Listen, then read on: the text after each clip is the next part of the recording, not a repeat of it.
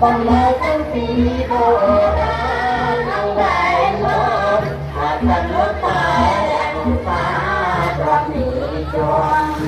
chia tung yên tuấn lòng mà thấy sáng trong nước không lại thấy tỏ ra